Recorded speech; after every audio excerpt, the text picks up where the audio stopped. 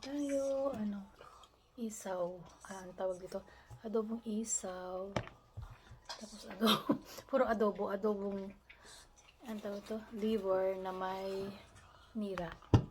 So yan, kanin at saka gyoza. Kain tayo. Konti lang yung kanin ko. Diet lang. Charot.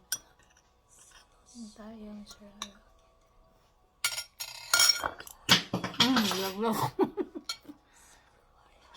Sarap.